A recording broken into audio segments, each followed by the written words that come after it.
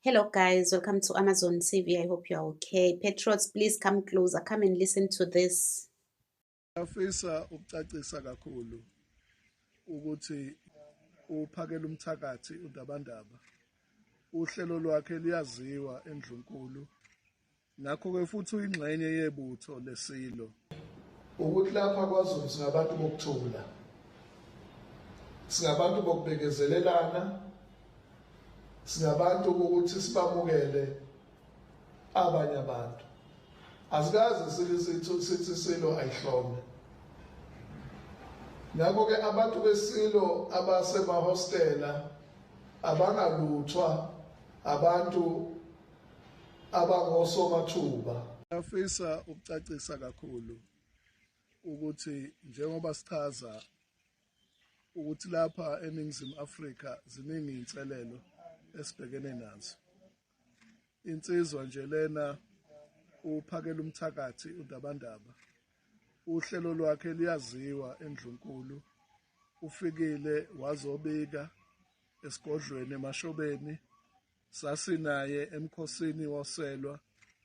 Ngakho ke futhi uyingxenye yebutho lesilo umphakela umthakathi.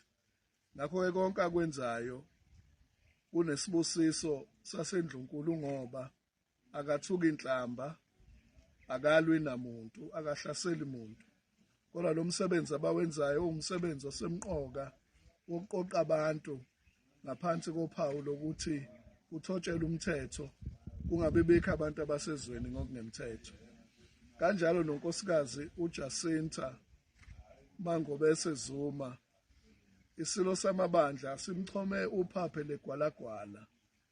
Ngesikhathi isilo sivula isishayamthetho eMgungundlovu kulonyaka, sincoma ubuqhawe bukaJacinta nendlela enza ngayo kulo enhlangano yakhe iMarch and March, ngoba naye uMangobese akathuki umuntu, akahlaseli umuntu, yonke into abayenzayo bayenza ngenhlonipho.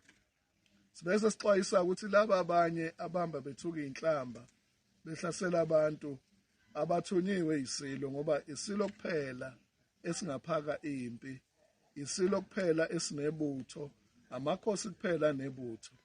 Kodwa laba esengibabalile uphakela umthakathi uhlala isihlale sinaye esigodlweni noJacinta, umsebenzi wabo siyawazi, yilaba abanye singabazi ebesixwayisa ukuthi abantu bakithi bengalutheki ngabantu singabazi.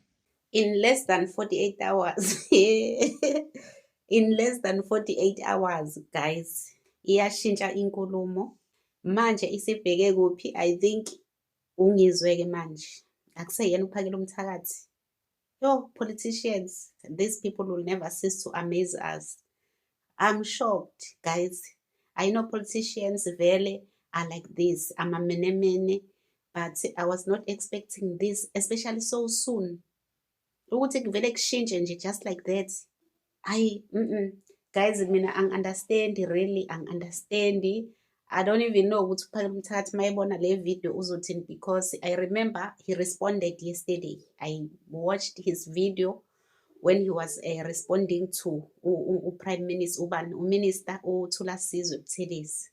Ukuthi useyashintsha, usethi manje ubengasho uphakela umthakathi, ubesha abantu abahambe bethuka abantu. Ubani kanti organizer amabutho organizer insizwa emahostela, and ehleze esho uphakela umthakathi. Uhleze icacisa lento ukuthi thina we are not amabutho, we are just insizwa, obaba baleyingane eyifidwa ipowder, uncles of those kids ezingama brothels. We are fighting for our country, we are fighting for our children who are being abused by abantu bokufika.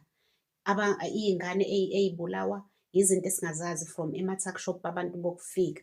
So right now sekushintshile, asazi ukuthi kuzothiwa ubani, ngoba nongizwe ngeke aze ayivume leyo nto, and ungizwe iyisekela likaphakela umthakathi, umuntu okuyena olidayo insizwa ukungena emahostela ukwenza yonke lento lena, uphakela umthakathi vele ubesho yena. Kodwa because after saying all these things, i-social media was on fire. Even abanye I was watching ama-comments, even abanye abantu be-IFP, ama-followers e-IFP was complaining ukuthi no, siyanithanda, niabakithi, and singama-followers e-IFP, but lento senisho manje iyasidida. ukuthi nisho ukuthini manithi asibekezelele abantu bokufika. So nje babonile ukuthi kwaze kwanzima, and sebekhohliwe ukuthi sabenzani uGeneral Mkhwanazi, ukuthi once wathinta uGeneral Mkhwanazi uthinte thina, once wathinta uPhakela Mthakathi uthinte thina, once wathinta uJacinta, uZandile, uVictoria Africa or uTrevor, Xolani Khumalo namanye ama-patriots, ukuthi uthinte ination uma uthinte labo bantu. Cause amathemba ethu ibona abantu njengamanje esibathatha as ama-leaders, esibathatha as ugovernment abenza umsebenzi kaNkulunkulu kulelizwe. So manje hayi guys, izolo I was like, I didn't even know what to think. I was so angry, I was so sad. And uPhakela Mthakathi ushilo kwivideo yakhe wathi don't mind those people, bohleze benjalo because bona they are not affected by what we are complaining about. That is why they are speaking like this. And bese ngizwe nokuthi bekukhona uPeter Obi la eSouth Africa, lo oyi-opposition kaTinubu eNigeria, i-political party le eyi-opposition kaTinubu. He was here in South Africa. I think it was on the 3rd of this month.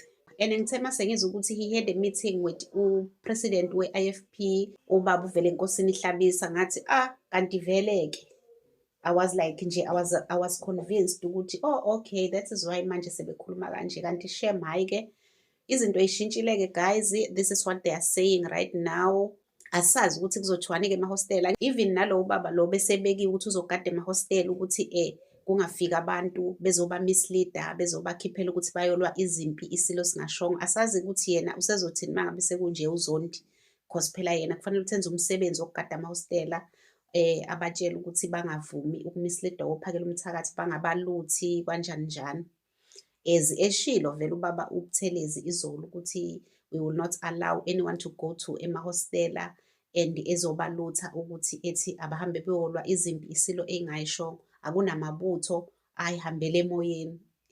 Hey guys, I'm still shocked and surprised. Let me know what you think on the comment section. Don't forget to subscribe, to like and share the video. Love you guys. Bye.